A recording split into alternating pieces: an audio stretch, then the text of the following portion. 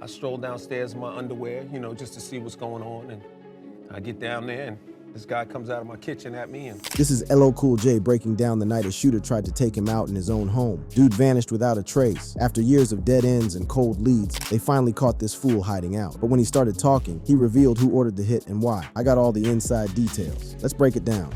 How a street dude picked the wrong crib at 1 a.m. Real talk, it's 1 o'clock in the morning, August 22nd, 2012, and the streets of Studio City are dead quiet. You know how it is in them suburban neighborhoods where the money at, everything peaceful, manicured lawns, security cameras on every corner, and gates that keep the riffraff out. But on this particular night, one career criminal was about to learn the hardest lesson of his life. Just because a rapper lives in the suburbs don't mean he went soft. my alarm went off at 1 o'clock in the morning and not the alarm, but the entry delay, and I looked, scrolled through it, family room, and I said to my wife, like, family room? I'm thinking maybe my daughters are coming in, so I stroll downstairs in my underwear, just to see what's going on, and I get down there, and this guy comes out of my kitchen at me, and I detained him. That's L Cool J, real name James Todd Smith, breaking down how he went from peaceful family man to straight up vigilante in the span of about 30 seconds. But see, this ain't just some random celebrity home invasion story that you scroll past on your timeline. Nah, this is about what happens when street knowledge meets suburban security, when hood instincts clash with gated community comfort, and when a dude who's been keeping it 100 his whole career gets tested in the realest way possible. Jonathan Kirby wasn't no amateur when it came to this criminal life. At 56 years old, this cat had been running the streets for decades, building up a rap sheet longer than a CVS receipt that included everything from voluntary manslaughter to multiple burglary charges. We talking about a dude who caught a body back in the '88 in Dallas, plus mad burglaries, gun charges, and all types of street violations that showed he was about that life. What makes this whole situation even more grimy is the timing. Kirby had just gotten out the joint on February 1st, 2012, just 6 months before he tried to run up in LL's spot. Fresh out the pen, probably desperate, definitely hungry, and looking at them Hollywood hills like it's his personal ATM. You know how it go. Some cats get out and try to go straight, but others come home hungrier than when they left. When I went down to Camp Pendleton, I actually sat in a room full of some of America's top soldiers and had long conversations with them because my character's a former Navy SEAL. So I got to, get into the mind and talk to those guys. Once they educate you, they can't take it back. So you never know. Maybe if you raise your left eyebrow a certain way, I might detect something. I don't know, but no, it's just I try to leave it on the set. The irony is crazy when you really think about it. Here's LL playing a federal agent on TV, learning all types of tactical moves and hand-to-hand combat for his role on NCIS. And then life said, bet, let's see if you're really about it. It's like the universe set up the perfect test. You've been talking that tough talk on records for 30 years. You've been training with Navy SEALs for this TV show. Now show and prove when it really counts. LL's crib in Studio City represented everything that street cats like Kirby feel like they've been locked out of. The big house, the security system, the family living comfortable behind them gates. That's the American dream that the streets tell you ain't meant for people like us. Word on the street was that Kirby had been casing other spots in the neighborhood, so this wasn't no crime of opportunity. This was planned, calculated, and targeted. When Kirby breached the perimeter and triggered that alarm system, LL had to make a split-second decision that would define everything about who he really was. See, anybody can talk tough when they in the studio, when they got bodyguards around, when they safe in their comfort zone. But when it's 1 a.m., you in your drawers, your family sleeping upstairs, and some strangers in your kitchen, that's when you find out what you really made of. Most suburban cats would have called 911 and hid in a panic room, hoping the police get there before the intruder make it upstairs. Most Hollywood types would have been shook, maybe tried to negotiate or pay dude off to leave. But LL Cool J, nah, homie went straight into hunter mode, like he was back in Queens dealing with neighborhood beef instead of some celebrity living in Cali. I think I did what any man would do, or what most men would do, which is do whatever you got to do to protect your family. That's that real street code right there. You protect yours by any means necessary. Don't matter if you worth millions, don't matter if you living in suburbia, don't matter if you ain't been in the hood in years. When somebody violates your space, when they threaten your family, you handle that business immediately and thoroughly. But LL wasn't moving off pure adrenaline and street instincts alone. See, for months leading up to this, he'd been getting schooled by some of the most elite warriors on the planet for his NCIS role. The training he got at Camp Pendleton with real Navy SEALs wasn't just some Hollywood nonsense. This was legitimate tactical education from cats who really been in war zones and life or death situations. The confrontation that went down wasn't no brief tussle or lucky punch situation. L engaged in what witnesses called a knockdown drag-out fight, the kind of violent encounter that separates the real from the fake, the street from the studio. When the smoke cleared, Kirby was laid out with a broken nose, busted jaw, and fractured ribs, the kind of damage that only comes from somebody who really knows how to put hands on a person. Police statement, which had your real name, James Todd Smith, and it said, Mr. Smith was unhurt after the altercation, and the burglar suffered a broken jaw, broken cheek, broken nose, and broken ribs. That damage report tells the whole story right there. This wasn't no mutual combat where both dudes got banged up. This was a complete domination, a one-sided beatdown that left the aggressor hospitalized while LL walked away without a scratch. That's the difference between somebody who'd been preparing for violence and somebody who just thought they was hard enough to take what they wanted. The visual of LL standing over Kirby, holding him down until the police arrived, is some straight-up urban legend material. Here's a dude who spent his whole career talking about being the hardest in the game, and when it was time to prove it for real, he delivered in the most definitive way possible. No weapons, no backup, no security team, just hands and heart when it mattered most. When the boys in blue rolled up and found Kirby laid out like he got hit by a truck while LL's family was safe and nothing was stolen, the message was clear. You can take the rapper out the hood, but you can't take the hood out the rapper. LL had successfully defended his territory in the most primal way possible. The official statement from LL's people was measured and respectful. L Cool J and his family are safe and thank everyone for their thoughts and concerns. As a father, husband, and citizen, he is committed to keeping his family safe and is cooperating with authorities on this private matter. But between the lines, the message was much simpler. Try us if you want, but we ready for whatever. What made this story resonate so heavy in the streets and beyond was that it validated everything LL had been saying about himself for decades. This wasn't just some celebrity who hired the right publicist to make him seem tough. This was a real demonstration of authentic street credibility that you can't fake or manufacture. When your talk and your walk match up that perfectly, that's when you transcend from entertainer to icon. LL's beef history.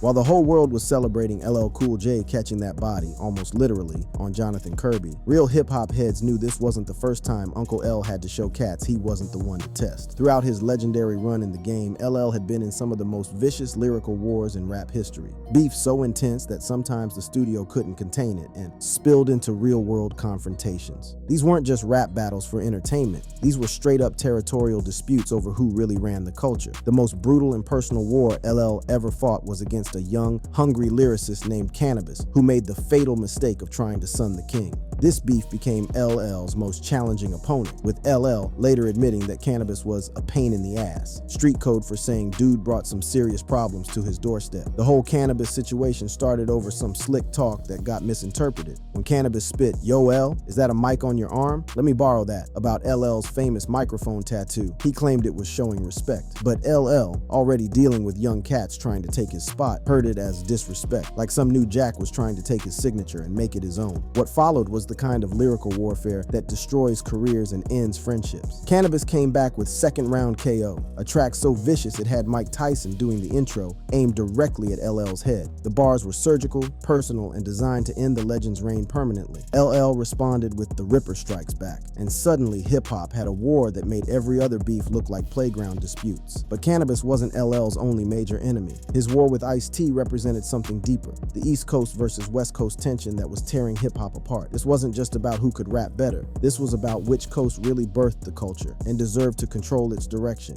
I don't know LL Cool J. It's business, but it's kind of like that's what hip hop was. You challenge the nigga, whoever's the boss at the time, and he was the boss.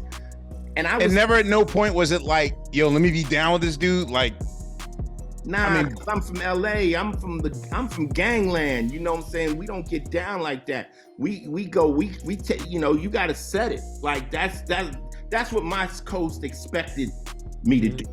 And so what me and him agreed to do.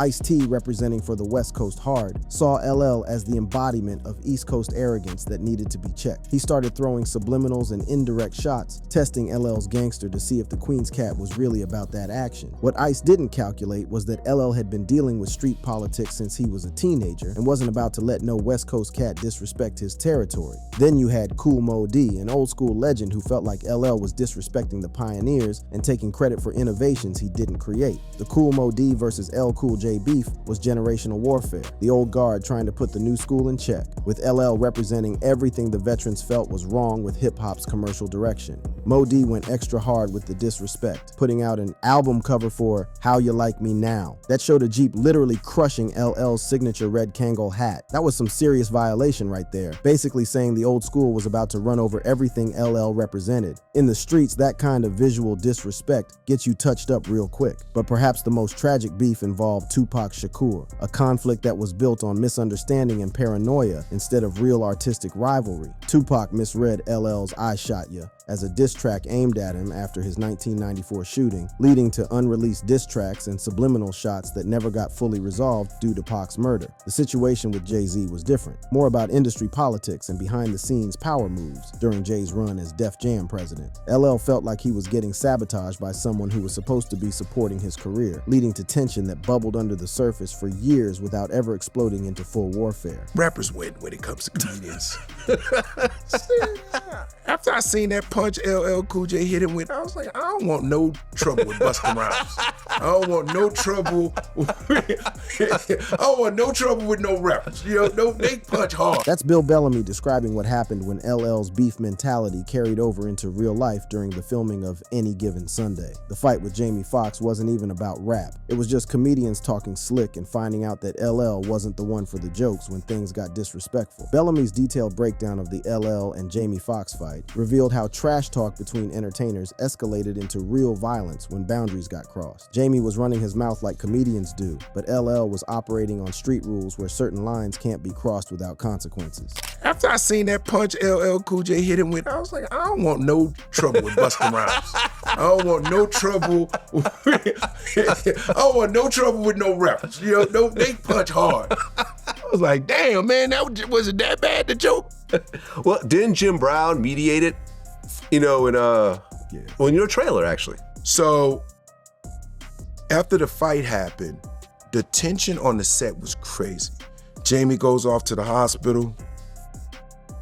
He's got like stitches in his tongue. He can't talk for a few days because, you know, when he got punched, he bit his tongue, so he had to get his stitches. Damn. Oh. It was crazy. Okay. It was crazy. So nobody is talking on set. It's bad. It's LL Cool J's trailer, it's Jamie's trailer, my trailer's in the middle. Ain't nobody doing, ain't nobody going to food, the craft service and shit. It is tight. Next thing I know, LL Cool J got 30 months from New York at the set. Like this, all Queens. I'm talking Yankee hats, 8-ball jackets, Buck 50s. In Miami. They ain't taking their jackets off. They dripping. Ain't nobody taking North their Face shit off. jackets North in the summer. It's 97 degrees. He's out there like, oh, man. Ain't nobody doing Rangers shit. in their mouth. Yo, it is Thug Mansion right here. The fight went down on a movie set with cameras rolling, cast and crew watching, but L handled it like it was a corner in Southside Queens. One punch from LL left Jamie with stitches in his tongue and needing medical attention, while LL walked away unmarked. The pattern was already established. When LL put hands on people, they ended up hurt while he stayed untouched. What separated LL from other rappers who talked tough was his willingness to acknowledge when he was wrong and learn from his mistakes. Years later, LL admitted that the cannabis beef was mostly his fault, saying, "It was more my fault. I wasn't there yet mentally." That's some real grown man accountability right there. In hip-hop culture, admitting fault is usually seen as weakness, like you backing down from your position. But LL's willingness to own his mistakes showed a different kind of strength, the confidence to admit when you was wrong without it affecting your credibility. By 2014, LL and cannabis had squashed their beef at a Brooklyn event, proving that even the most vicious wars could end with respect if both sides was willing to grow. The pattern of resolution conversation became a trademark of LL's mature approach to conflict. Despite over 20 years of rivalry, Ice-T and LL finally met in 2012 and ended up working together on NCIS without any drama, showing that their beef was about competition rather than real hatred. These lyrical wars weren't just entertainment for the crowds, they were artistic challenges that forced LL to elevate his craft to levels he might never have reached otherwise. The pressure of having to respond to devastating diss tracks pushed him to create some of his most memorable and technically impressive work. Competition brought out the best in everyone involved, but there was always an undercurrent of real danger in these situations. Hip-hop beefs had a tendency to escalate beyond music, and LL's demonstrated willingness to get physical when disrespected added legitimacy to his threats that most studio rappers couldn't match. When LL said he was going to handle you, people believed it because they'd seen evidence of what that meant. Looking back at all these conflicts through the lens of that night in 2012 when Jonathan Kirby got his handed to him, you can see the through line of authentic toughness that connected every aspect of LL's career. Every beef had taught him something about mental warfare. Every physical confrontation had prepared him for escalation, and every victory had built the confidence that carried him through that life or death moment. The man who hospitalized Kirby wasn't just a successful entertainer protecting his family. He was a battle-tested veteran who had spent decades proving his credibility against the toughest competition hip-hop could offer. The broken bones and emergency room visits were just the latest evidence in a decades-long case study of what happens when authentic street credibility meets calculated preparation. Family trauma, controversies, and street conspiracies. While the streets was celebrating LL Cool J for putting that work in on Jonathan Kirby, anybody who really knew the full story understood that this wasn't the first time violence had shaped James Todd Smith's world. Behind all the platinum plaques, Hollywood success, and Suburban, Comfort was a cat who had been dealing with trauma, controversy, and conspiracy theories that revealed the darker side of fame in hip-hop culture. The man who handled Kirby that night had been forged by experiences that would have broken weaker individuals. The most devastating event in LL's life happened when he was just 4 years old and witnessed his father shoot his mother and grandfather in a domestic dispute that nearly destroyed his family. This wasn't no movie script or rap lyric. This was real-life trauma that shaped everything about how LL viewed protection, family loyalty, and the necessity of being ready for violence. Both his mother and grandfather survived that shooting, but the psychological impact on young James Todd Smith created a foundation of hypervigilance and protective instinct that would influence every major decision in his life. Growing up knowing that the people who's supposed to love you can also be the ones who hurt you the most, that's the kind of early education that creates either victims or survivors, and LL clearly chose survival. The connection between that 1972 family shooting and the 2012 home invasion is heavy when you really break it down. In '72, LL was the helpless kid watching violence happen to his people. In 2012, he became the protector, the one with the power to stop the threat and secure his family's safety. That's some full circle karmic justice type that you can't script. What do you think it is about you that women find most attractive? What do you think it is about you? You know what? If I knew the answer, I would double it. I don't think it's enough? I don't know. I don't. You must have. People must have told you. Women must have told you. There are a lot of different types of guys, right? There's the guys that sit around thinking about, why am I so grand? And they're in the mirror more than their girlfriend. Then there's cats that just are ambitious and work hard and try to do their best.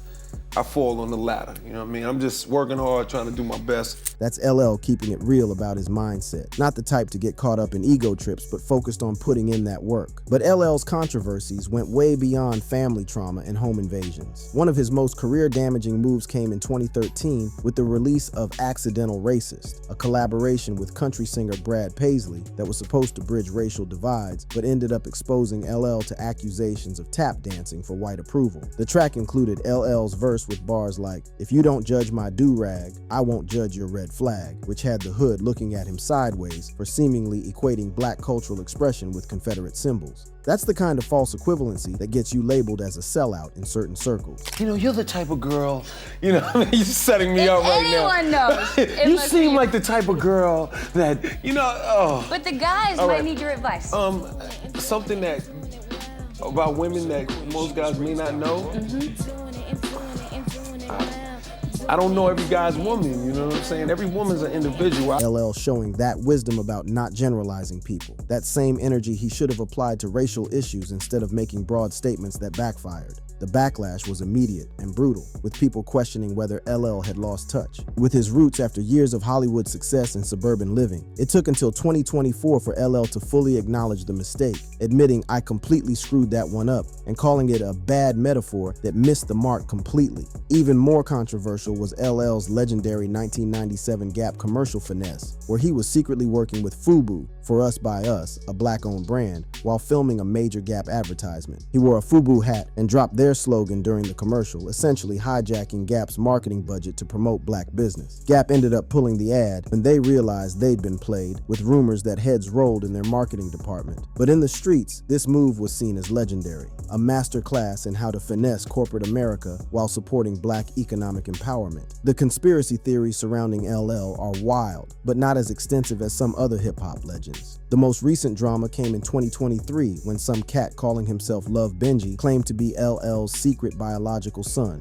alleging that NDAs and blocked social media accounts were keeping him from going public with family connections. That's LL's mindset, always focused on the future instead of getting caught up in drama. LL shut that Love Benji situation down quick, with no DNA evidence or legal documentation emerging to support the claims. The alleged son eventually admitted that parts of his story might be fabricated, but the damage to LL's reputation in certain circles was already done. I don't think about what I've done or what I've accomplished. I don't think about the castle, I think about the blueprints for the next castle. That's some real wisdom right there. Not getting stuck in the past, but always building toward the future. The Illuminati conspiracy theories that follow LL are part of a larger pattern in hip-hop culture where success gets attributed to supernatural or occult influences instead of talent, hard work, and street intelligence. These theories got juice from Prodigy's 1,995 bars on LL's I Shot Ya remix. Illuminati want my mind, soul, and my body, which planted seeds of speculation about secret society involvement in hip-hop success. When it comes to criminal activity, LL's record is surprisingly clean for someone with such an authentic tough guy reputation. His most notable arrest was actually comedic, getting locked up in the 90s for humping a couch during a performance, which resulted in indecent exposure charges that were eventually dismissed as entertainment-related antics. You know what it is? It's like you can't live your life like, like you're trying to get like a high school ring, or if you rubbing soap around your ring, like trying to you gotta let some things go. Sometimes you just don't put that joint back on. And get another ring. That's LL talking about evolution and growth, not holding on to old that don't serve you no more. His son Najee caught a case in 2015 for a restaurant brawl, but those charges got dropped, suggesting either the incident was minor or LL's influence helped resolve the situation quietly. More recently, LL has been navigating the politics of speaking on industry controversies, including Sean Diddy Combs' 2024 arrest on sex trafficking charges. LL's measured response, urging people not to rush to judgment while acknowledging the seriousness of the allegations, sparked debate among fans who wanted him to take a stronger stance. LL's defense of Kendrick Lamar getting the 2025 Super Bowl halftime show over Lil Wayne also generated controversy, particularly among New Orleans cats who felt Wayne deserved the spot as a hometown hero. But what separates LL from cats who get canceled or lose credibility over controversies is his ability to evolve and acknowledge mistakes without compromising his core principles. His decision to cancel a July 2025 performance in Philadelphia to support striking city workers demonstrated a commitment to labor rights that countered any perception of him being out of touch with working class struggles. His mind would be absolutely blown. He was impressed being able to order a limo for himself. You know what I mean? I ordered a limo! So his mind would be blown. He'd be like, yo, this is the craziest thing ever. That's LL, reflecting on how far he's come from that young kid in Queens who was just trying to make it. Today, at 57 years old, LL continues to defy expectations about aging in hip-hop culture. His 2024 album, The Force, marked his return to rap after more than a decade, featuring collaborations with Eminem, Nas, and Snoop Dogg that prove his bars still hit different even in his late 50s. The album's release was celebrated when he hosted the 2024 MTV Video Music Awards, performing alongside Public Enemy and Busta Rhymes to mark Def Jam's 40th anniversary.